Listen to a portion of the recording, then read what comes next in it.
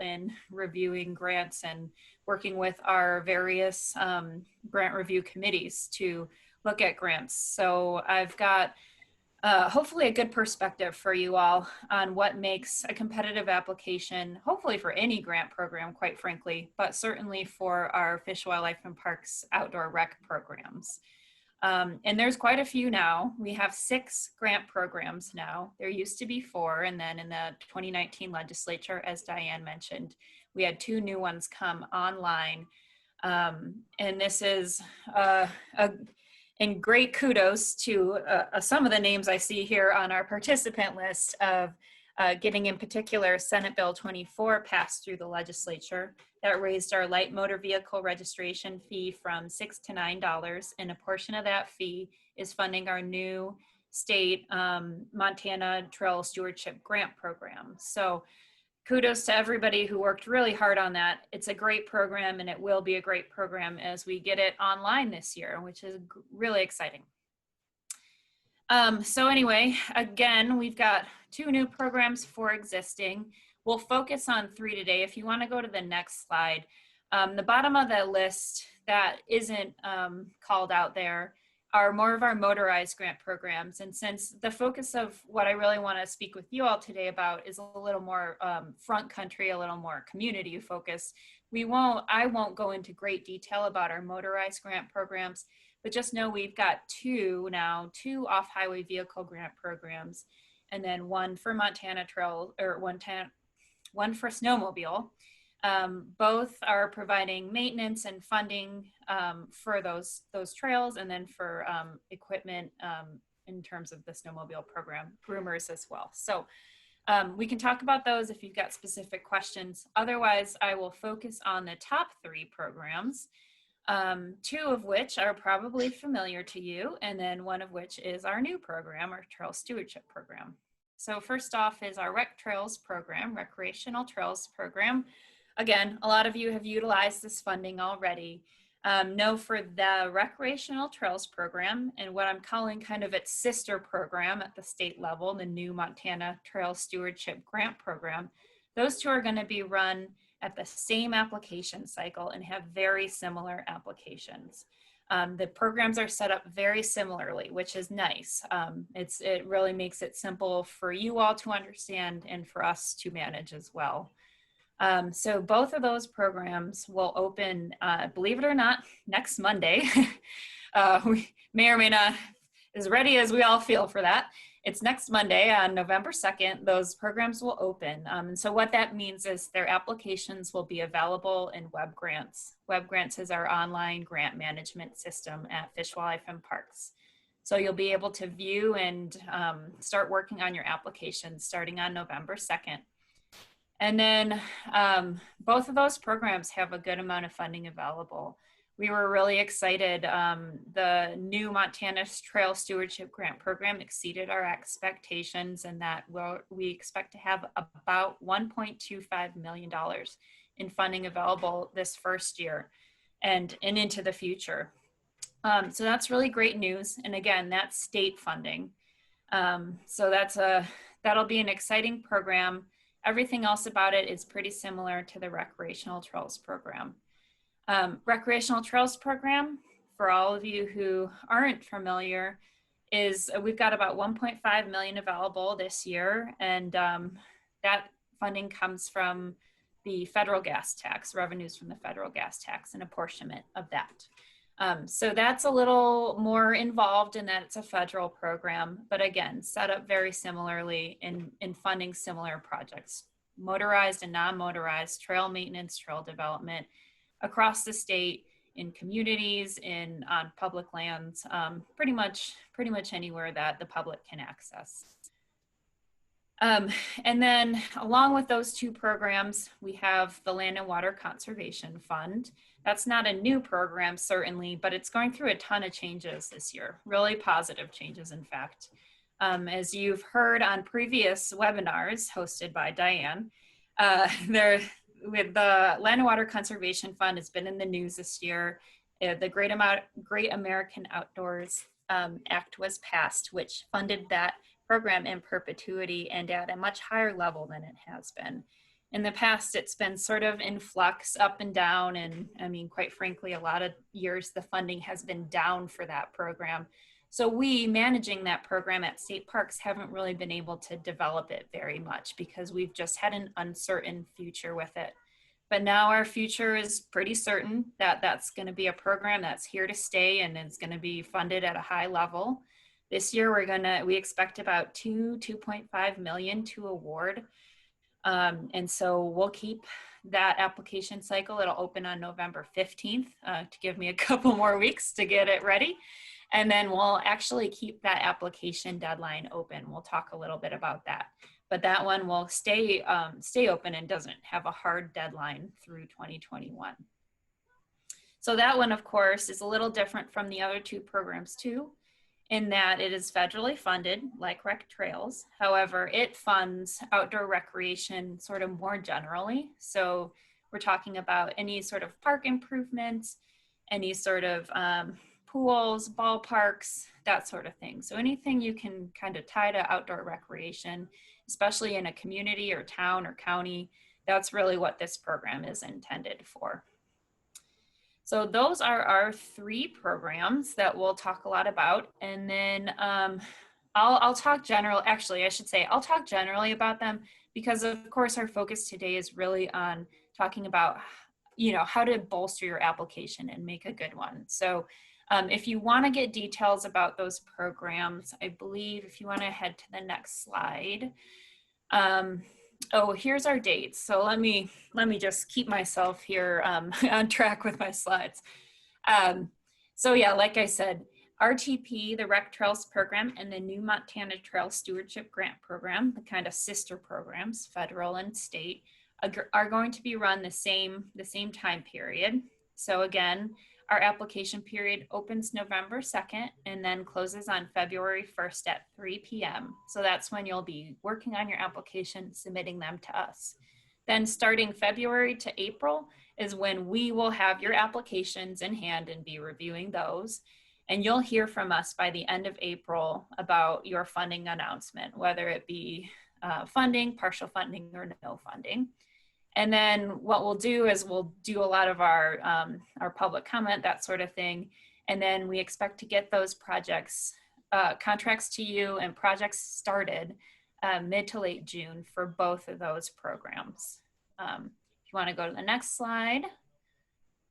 LWCF, as I mentioned, is a bit different. Our application period is going to open November 16. And one thing we're going to do new this year, we're going to do a lot new this year with LWCF. One piece is that we're going to hold pre-application meetings. So what I'm going to ask folks to do, anybody who's interested in applying is going to submit a short 1 or 2 page, just overview type questions about their program or about their potential project to me. It'll be a project proposal form. You'll submit that to me and fill it out. And then I will schedule a short, well, it can be longer, but I'll schedule a meeting with you. The intention being you and I will talk through your idea and we'll just make sure that your understanding of the program, I'm understanding of what your project is, and we can build a plan for your application and make sure that all those boxes are ticked. As a lot of you know, with LWCF, as opposed to the other 2 programs, LWCF, the application process is a lot more cumbersome because it's got such a high match requirement.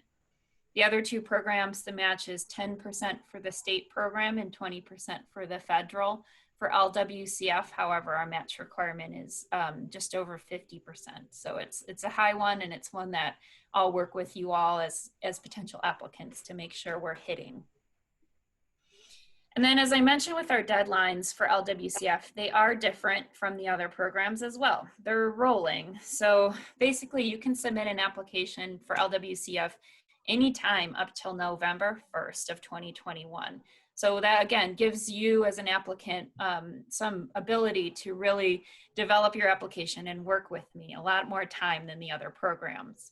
And then depending on when you actually submit that final application to me, if it's by March 1st, July 1st, or November 1st, your application will be reviewed accordingly. So based on the time you see here on this chart. And then we'll let you know too, based on that rolling deadline, whether or not you will be recommended for funding. Now, because this goes through National Park Service and because these projects are always a bit bigger, they're different from the other programs in that after that point where we announce your funding decision, it can take up to 6 months to get that project rolling. So just to know that if you're applying in 2021 next year, if you're submitting an application to me next year, likely that project won't be okayed to start until the summer of 2022. So that's why working with me and planning timelines ahead of time is really in everybody's best interest, because it can get tricky there. All right, next slide. And then here's our program managers. This slide is at the end too, and we can always make this available. Carissa Beckwith is our new Recreational Trails Program Manager. If you haven't worked with her yet, you'll see her on our Recreational Trails Program and Montana Trail Stewardship Program trainings. She's great, and she's a great asset to us.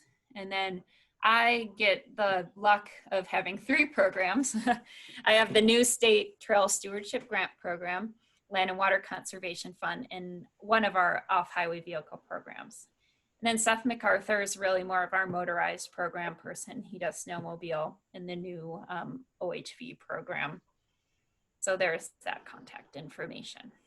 All right, next. We'll see. I won't spend too much time here just because I want to get to some of the other pieces. But yes, the answers to these are yes, you can apply to more than one program. And yes, you can match funds between our programs, actually. They all sort of allow for that. But there are a lot of caveats there. So reach out to me or to whoever the corollary program manager is beforehand if you're considering kind of using RTP or rec trails to match land and water, if you want to do that sort of thing. Knowing that the biggest thing with match is that the match needs to be committed when you're applying to the program. So you can't apply for a recreational trails program grant in 2021 and apply for a Montana Trail Stewardship, the new program funds in 2021, and say that one's going to match the other, because they're both only in application status. So you need to have that grant actually granted to you to use it as match for another program. The best program for me to apply to, that's a big one. So look at this information and then always reach out and ask the program manager if you're not sure which one's maybe the best for you. A lot of times the answer is it's up to you, quite frankly. So next, if you can submit the same application to multiple programs. The most obvious is for rec trails and the new State Trail Stewardship Program. But we don't necessarily recommend it. In particular, we'd suggest that in fact you carve a project into different phases and maybe ask for funding for one phase through one program and another phase through another to make them distinct. But it's up to you how you want to do that, again, and work with us there. And then is one program, essentially the last question is saying, is one program easier than another? And that's getting at the fact that a lot of folks have the impression that the new State Trails program is going to be easier to manage than, say, Rec Trails program with the federal funds. And that may be true for a few aspects. But just to know that they all still need to meet a lot of different requirements. So just to pay attention to those. But yeah, the state funds will likely be just a little easier. There'll be a few less hurdles that you have to jump in order to stay in compliance. Next, we will get into, so I made this chart. Hopefully this is something you can refer back to. I certainly don't expect you all to read through it right now. I made this chart for this presentation, thinking through sort of what I consider to be, and I'm not an expert, I'm more of an expert, of course, on reviewing applications as not on developing plans themselves and projects themselves. But this is how I logically think, how we think as reviewers of what we want to see from you when it comes to how you've put your application together and how you've put your project together. So I split it into what I consider, on the left is the why, where you develop your why. So you start with your kind of big nebulous idea and you develop your why through assessing needs and creating a planning document, right? And those might come one or the other. Maybe you already have a planning document and now you're looking, what's our current need? Maybe you don't have a planning document and you have a need, and then you create a planning document from that. But that's the why. So you're developing your why, looking at local trail or recreation plans, local growth plans, and certainly our state comprehensive outdoor recreation plan that hopefully folks have heard about at this point is another great resource for thinking about that why the project is needed. From there, it's from there you can develop the what. What is our project? Develop that specific project idea, but also with that isn't just the idea, it's the identifying the goals and the activities. There should always be some sort of a bullet list, quite frankly, when you're applying to a grant program of what you think are your goals and activities. So that's what we like to see there. And then from there, you can develop the who, how, and when the project will happen. Who will do it? How will it happen? And when? What's our timeline here? Because those are the pieces we need to see as the grant reviewers or as the funders, right? And this can be, of course, an iterative process because maybe you go through this and then you identify your funding source. And this last piece here about the who, how, and when, you think, okay, who and how and when. How is where I think of a funding source or possible ones. And then maybe for that funding source, you kind of have to go through this process again because it's got its own requirements, timelines, that sort of thing. And that's okay, but it can be a pretty iterative cycle here. But then kind of walking yourself through these things. Who are my partners? Who's going to do what? What's my detailed budget? So sitting down with that budget and identifying what those line items are and what you're going to do. And then possible or committed funding sources. And then of course, creating a monthly, at least at the monthly level, timeline. And again, some of these you might have to go through again to make them specific to a funding source, but thinking that through in that way, I think would really help to set up your project so that when you go to apply for a program, you can really easily pull those pieces, because that's sort of how we ask questions on our applications. This is kind of what we're asking about. So next, and this is just a different way of saying it. Again, who's doing the work? What is the work? These are just your initial questions. I hope that a lot of you are brainstorming before you're applying and not the opposite way. So you're thinking who's doing it, what work is being done, where, when, how, and then the important piece here is the why. Why is it important and necessary? And that brings you back to those sort of route planning documents that you either identified or developed in your planning stages of the project. Next.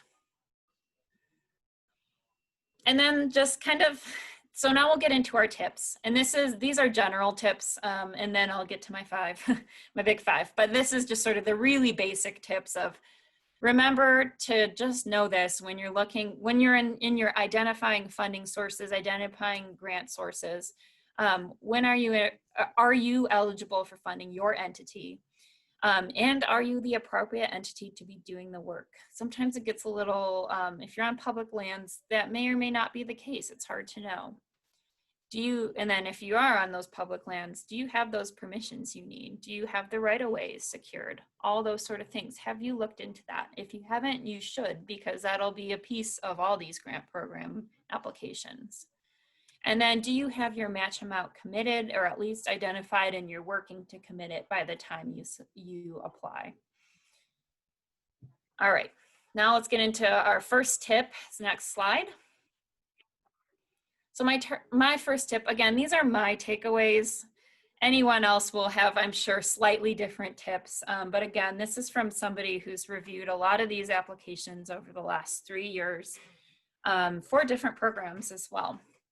So work at least, and I kind of, now I'm thinking, maybe just not 1 week is enough, but give yourself at least 1 week ahead of the application deadline. So our application deadline is February 1st. Look at your calendar and back yourself up from that and say, give yourself a hard deadline and say, it's going to be done by that date. Do not make your application deadline 3 o'clock on February 1st if you can help it. Oh, go back. We're not ready yet. Also, make this grant application a priority for your organization. So give yourself time to do it. It's just a really important thing that I think a lot of people, it's just a funding source and maybe I'll get it, but you really got to commit yourself, I think, if you really want those funds, to writing a good application. It's not just another step. Make this a priority of writing a good application and giving yourself time.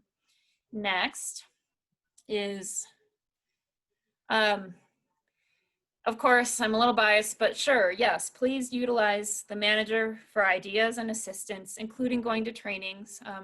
We have our first training, our recreational trails program and new trail stewardship program trainings are being held via Zoom and concurrently this year. So we're going to have our first one tomorrow from noon to 4. And then there'll be 3 more, one in November, one in December, and one in January. So use me, use Carissa if you're doing Rec Trails program, and ask us questions. We can talk through your program, or we can talk through your question, we can talk through your project. It can be a basic question. You can just shoot a quick email if you want to know. For example, I threw some commonly asked questions on that bottom right corner, but if you want to know something that is relatively simple, like, can you confirm my match requirement? Yeah, sure, shoot a quick email or just give me a quick phone call, something like that. Most importantly though, of course, is be respectful of the program manager's time. And that's really just saying, work with me now, work with me in December, work with me in November. But then as we get into January, be really cognizant that it may not be the appropriate time to reach out to talk through your project the week before the project deadline or the application deadline. That just sends a lot of red flags, and we're just, at that point, our time is really pulled in a million different directions. So I don't necessarily have an hour or even a half hour I can dedicate solely to you, unfortunately. It's just, if there were a million of me, sure, but that's not how that works for us. All right, 3. Next slide. Next slide, next slide. I can just start talking too. So my third tip, is read our application. Read the application and the application materials on the website. So read the application as soon as it's available. You can go online, look at it. Granted, web grants is a little clunky, but you can click through and see the different forms. And so read that application and then read all those materials that are posted on our website. We grant managers spend a lot of time updating those and writing those. I personally have put hours into it. So I appreciate anybody who really does look through that, read through that. They're not just canned materials we put up there. They're actually really thought through things that we've put there for your use. If you can't find the guidance, then of course ask. Or if you're reading the guidance and you're confused, ask. But be respectful of the fact that we've put a lot of the materials out there for you, and do your homework before you come to us. That's really appreciated and really noted. So if you come to us and say, hey, I was reading the environmental section, I think this is what I need because it said this and this. What do you think, or can you confirm? That's a lot better than just coming and saying, hey, what do I need for environmental documentation? And I say, well, did you look at the guidelines? And you say, I don't know, I'm not really. So it just goes a long way.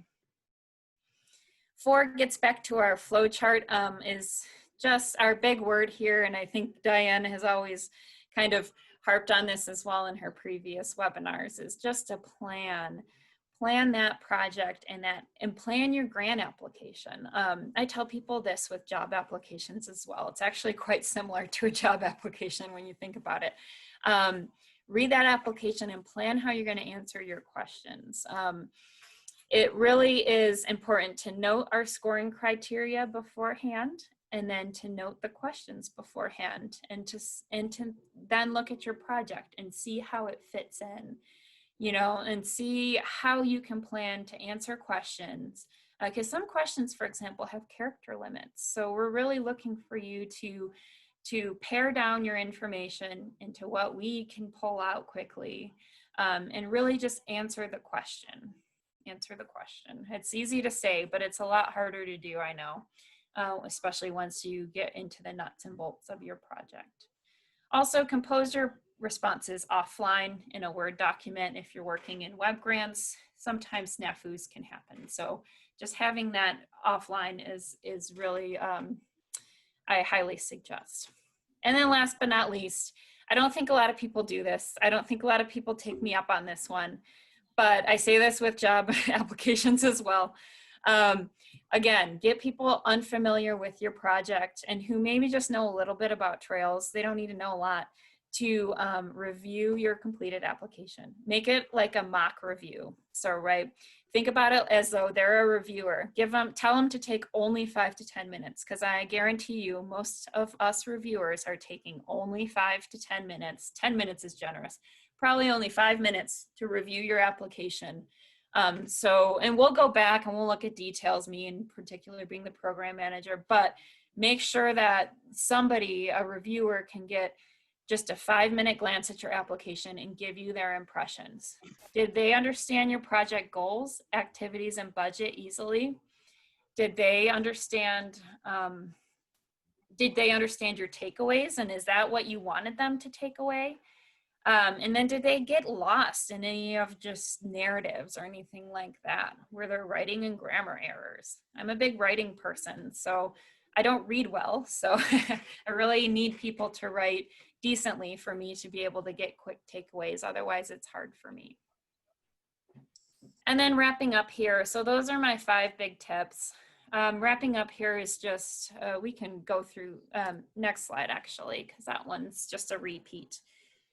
Our Rec Trails program and Trail Stewardship program, as I mentioned, have the same criteria.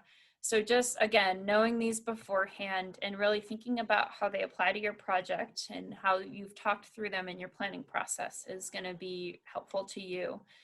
So knowing these is really useful. And then I don't have LWCFs up here quite yet. That program, we're still sort of working on it, but it's similar.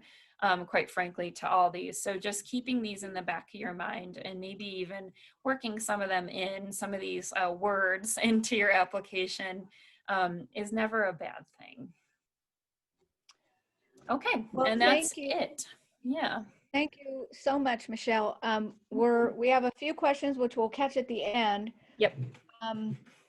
And I'm going to, drum roll please, I'm going to hand it over to Laura Pankratz. I call her trail champion because she just is. Her enthusiasm is infectious.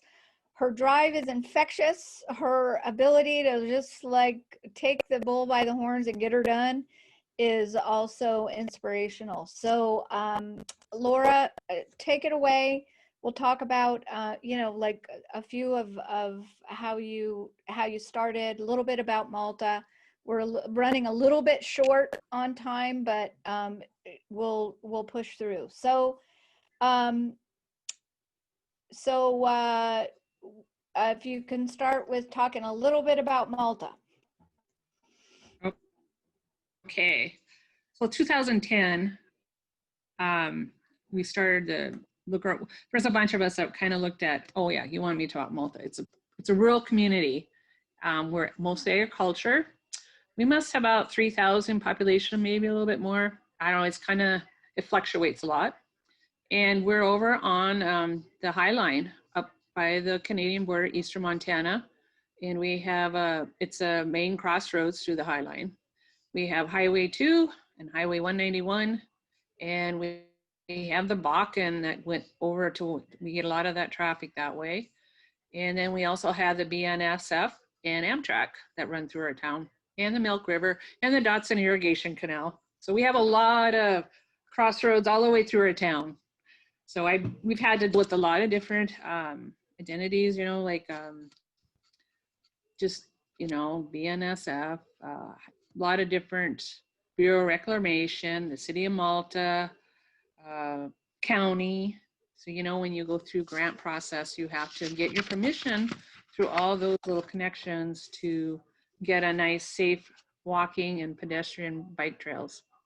I used to walk quite a bit and realized that we don't have any continuous sidewalks in Malta, and they're pretty old. We're an old town, rural town.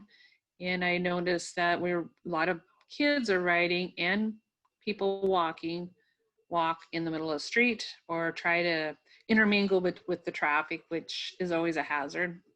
And we don't have any connections that make it to the schools safely. I came on board in 2010 and just put a thing in the super shopper asking if there's anyone interested in Malta to start trail connections. And if there was, well, there's about 35 to 40 people showed up at our pizza place in Malta, and we just started talking, and then we got a group together and we made Malta Trails Inc. And that's where it all started. We formed a little committee and found out all the places that we needed to work on to get connectivity in our town so that people can walk and bike safely to our parks and our schools and to our business areas. Trafton Trail was our first trail. Boy Scout started that trail a few years, but it never did connect to our historical H.G. Robinson House, our Phillips County Museum, and our Great Plains Dinosaur Museum are at the east end of that trail. It starts in Trafton Park. And so we got permission through a private owner who was the block between there to go through his property, and we did connect it. So it's a really nice little nature trail, and it's just a fun trail. And it's a lot of tourists, people stop there, rest area, and get out and stretch your legs and really use that trail and go over to the museums and just enjoy just taking a break. That trail was done. We started at 8 a.m. one morning by the community. We had a lot of community members bring gravel. We had 2 access source business people who had gravel brought it. Phillips County helped us bring the truck of gravel in. And then we had businesses bring skisters, and they rolled that trail out, and we're done at 2 o'clock. So that was really nice. It was all done community service. Everyone did it. It was just a volunteer project, and it was a really fun project. That's where we kind of took off then. We finished that trail. Let's see what else we can help the town of Malta get going on it. Those are some Girl Scouts there that were in that picture that mow the trail along the sides. Then we started with the M Trail, and this one, it was all city-owned property. City was all supportive of doing it, but we had to get across the Dotson Canal, so I needed a little ped bridge to hit the Riverview Park and the Dotson Canal, because it hits the golf course, the Marion Hills subdivision. And that division is like a half mile from the schools, and the kids are on 191 biking and walking to school, which isn't very safe because of the truck traffic going to Billings. So this trail was built for them to have an easier, safer access away from 191, and it would hit the Riverview Park and then the junior high school. So with that being said, I went to the commissioners and asked them if there was any money out there available to help build that trail, and they said, well, we have some, but you know, we have this big project that we really like to get done, is the Milk River Bridge project. And I was like, they said, if you really want this leftover CTEP money, see if you can find us some funding to help us with the Milk River project. And that was game on for me. So I went to Bike Walk Montana. 2 of us girls traveled to Helena and went to those meetings they had about all the funding sources out there. I learned so much at those meetings. You know, there's the alternative transportation program, the RTP program. I don't know, there was a lot of them that I applied for, and I really, Melinda Barnes really helped me. I would call her all the time to see, hey, how can I get this done? Or if she found a funding source that worked for my project, our project, she would send me a link, said, what do you think this one? I think that would help that one. I'm like, sweet. And then I would just apply for it. And then if we got the money, we just put it in our little, our little honey hole there and say, hey, we might use that for a match. Or like, if you have any engine, like electrical, like MDU or Montana Power, they're great sources to find funding to help with other projects. Those always were my little honey holes to make the matches. One thing great about the Milk River Bridge was that program, when they had it, had no match because it was on federal and state highway. There's no way that Malta could have ever hit a match on that big bridge. It was just unheard of. So I ran it up to the commissioners and called them, and I was like, you're not gonna believe it, I think I found a funding source.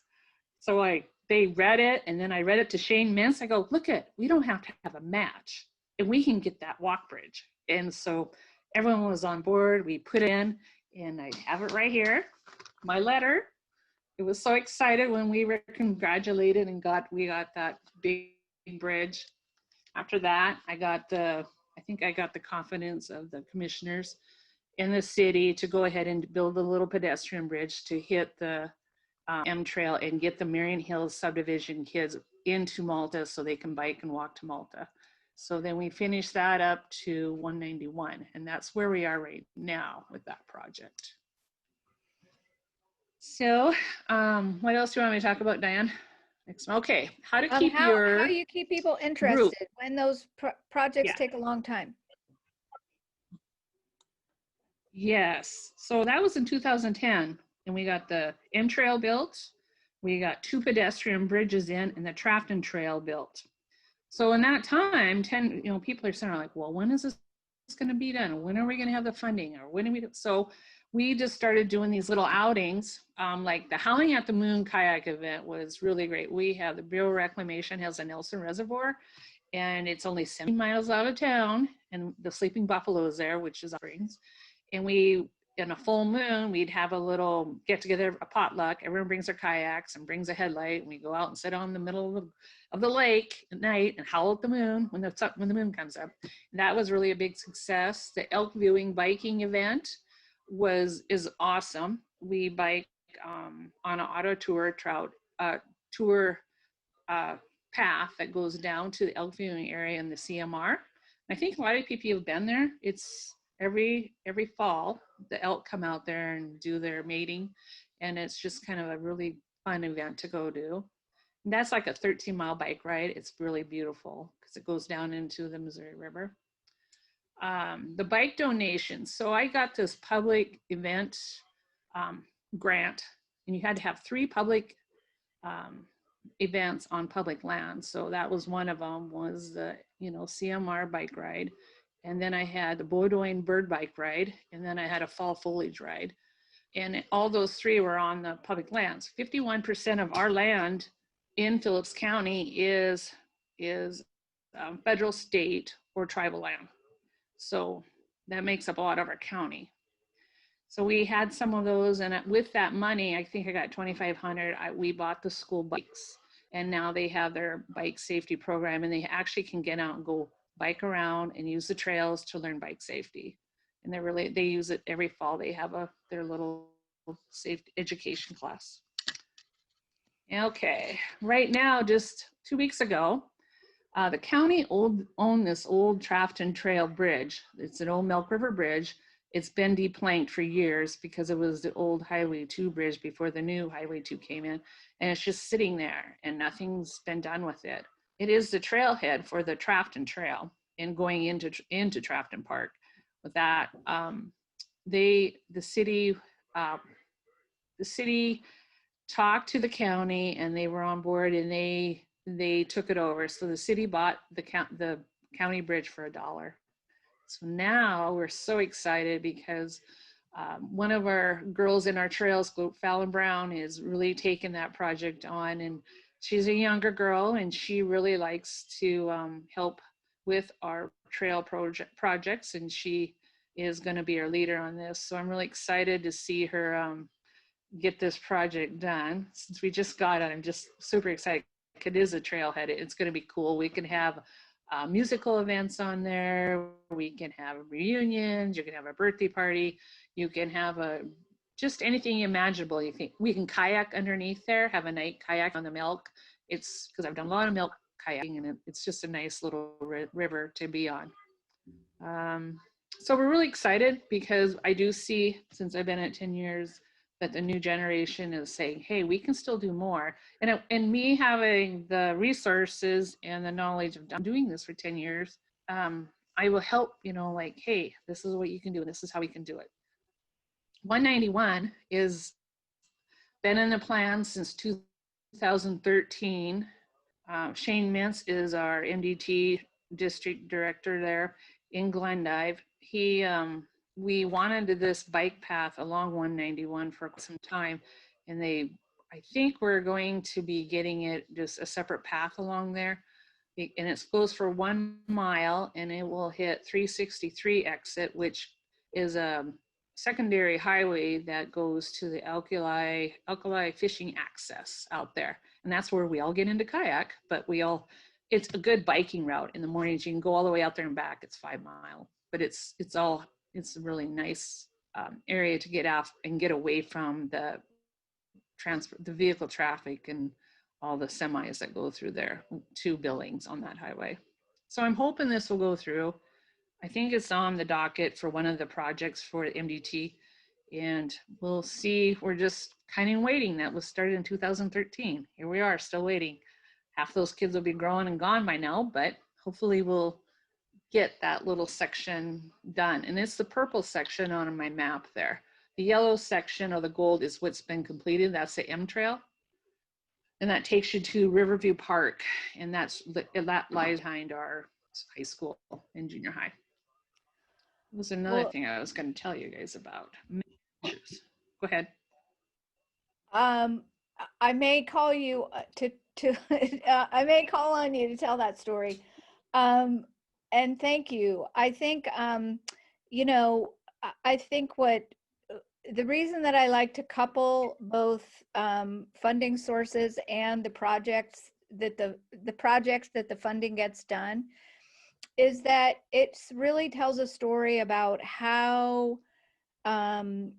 you take an idea and then how you almost do like a funding puzzle over a long term. And so, when Michelle talks about the planning for this particular grant or RTP grant or the Montana Stewardship Grant, on the back end in these communities, there are these longer term plans. Sometimes something's ready, sometimes it's not. Maybe it's getting ready.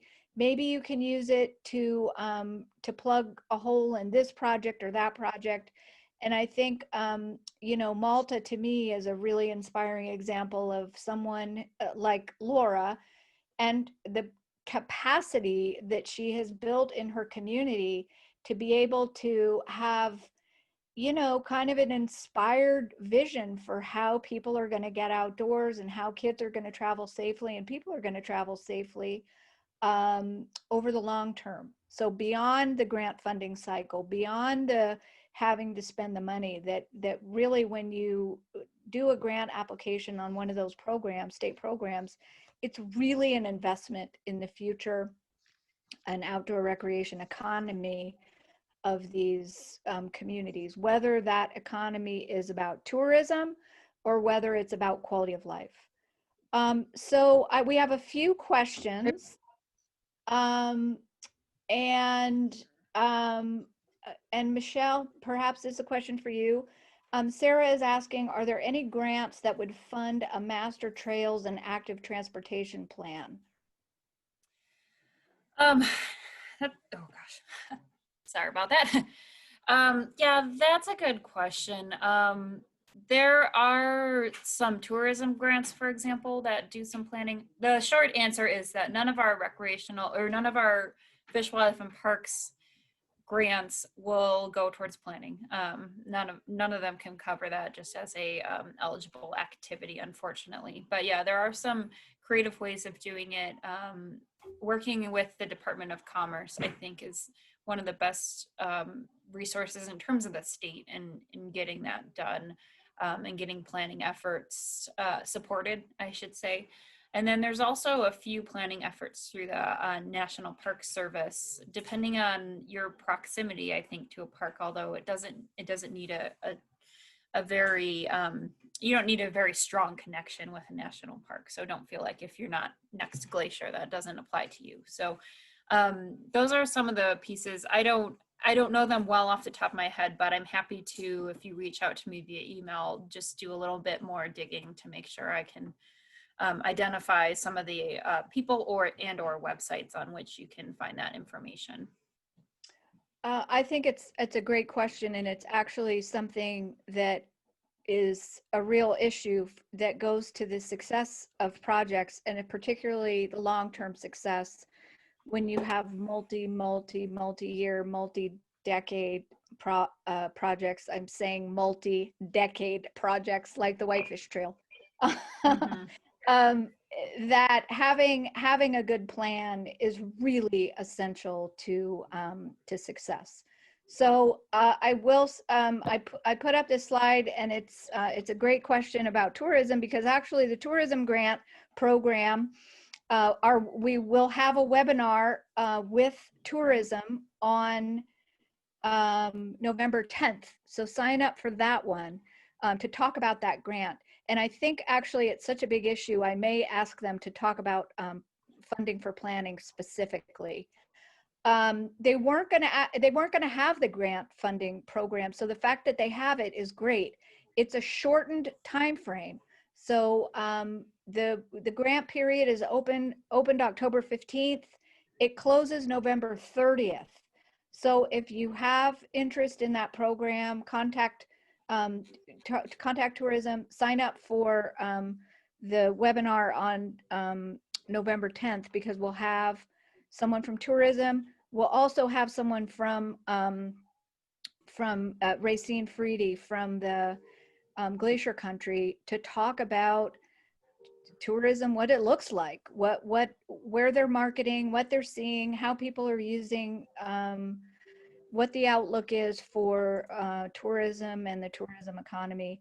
And then we'll hear about an exciting program from Eastern Montana. So that's on November 10th. The second question is, let's see, Karen is asking about your training starting tomorrow, whether they'll cover LWCF, Stewardship Grant, and RTP, or does each have its own training platform? And before you answer that, I would ask Michelle that maybe if you have a training schedule or a website to a training schedule, we can post that as a resource, because we record these webinars and make them available and make a list of resources available, so we can send those out and help get people signed up for the right one. Yeah, good question. The LWCF trainings are handled a little differently. Well, because I'm doing the pre-application meetings with each applicant, that's sort of taking the place of a general training at this point. So that's how it's handled with LWCF. You'll work essentially individually with me, since that program is so tailored to each and every project. On the other hand, the Rec Trails program and the new Montana Trail Stewardship Grant program trainings will be held together. So tomorrow's training, for example, it will be Carissa and I, the two program managers, taking people through how to apply, since the programs are so similar, how to apply, what do they have in common that you need, what don't they have in common that's different between the two, where you can decide, I want to do this one or that one.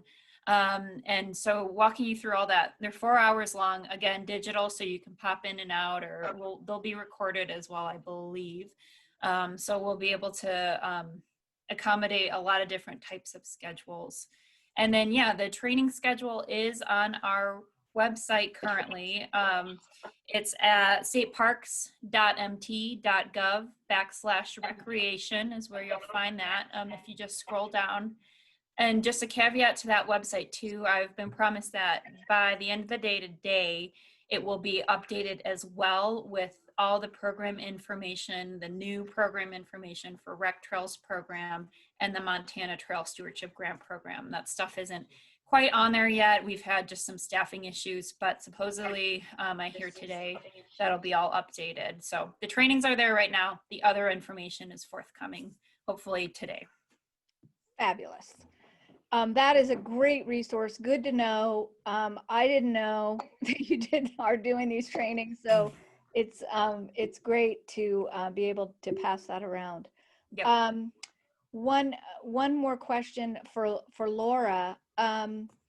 When you applied for funding, how did you do your trails maintenance plan, and who maintains your trails other than the Girl Scouts? Wink, wink.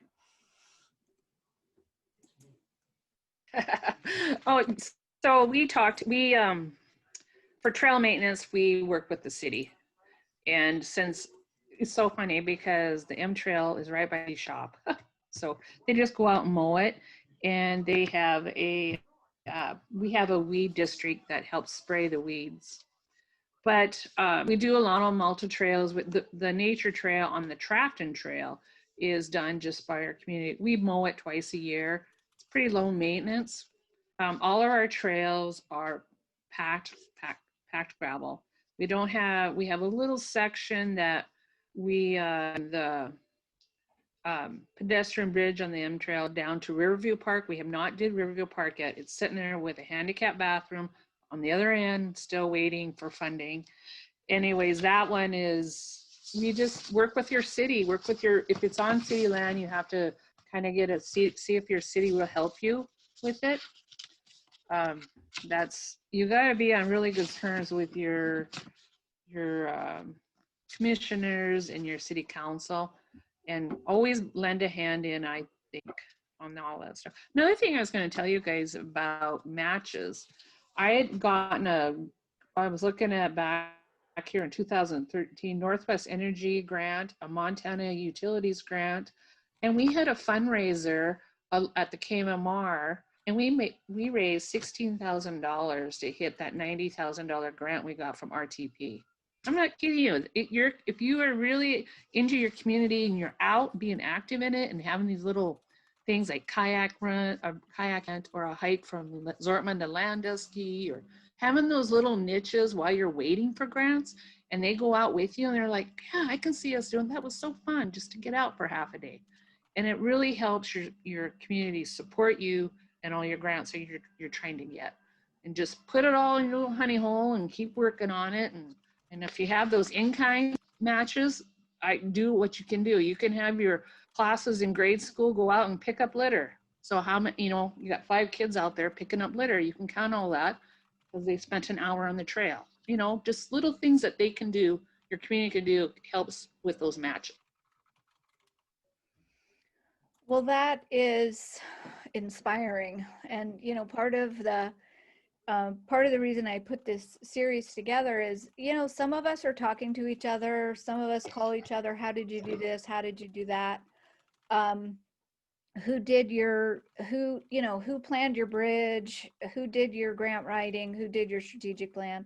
So as part of it is I want to start creating community around Front Country, because I know how important it is for economy, quality of life. But also, if you want to join a Facebook group, it's a private group. You can join and just sort of ask questions like, how did you do this? How did you do that? Did you have a successful RTP grant? What was the tipping point for your trail? How did you get maintenance? How did you do an event that raised $16,000 in Malta? It's just starting to talk to each other, because we're all in this together, and there's really no reason that we all have to start from square one. My goal is that we can help each other start at square two at least. No sense in reinventing the wheel, especially when outdoor recreation is so precious and so important for how we move forward.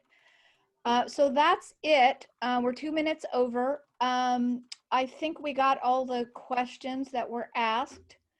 If not, we'll make sure that we get those answers to you, and just stay in touch.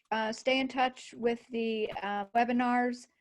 You can sign up to look at the past webinars. One that Michelle mentioned was Unpacking the Great American Outdoors Act. It's a complicated a bit of legislation, but it really has the potential to make waves in Montana. So keep in touch. Thank you so much, and we'll sign off. I just wanted to make a plug to folks. I answered, there were some extra questions in the chat box that I answered some of them just right here at the bottom. So hopefully you can at least scroll down a couple of you and see your answers. Otherwise, just reach out to me by email and I will happily answer you for those of you who had some additional questions. Thanks, everyone. Bye-bye.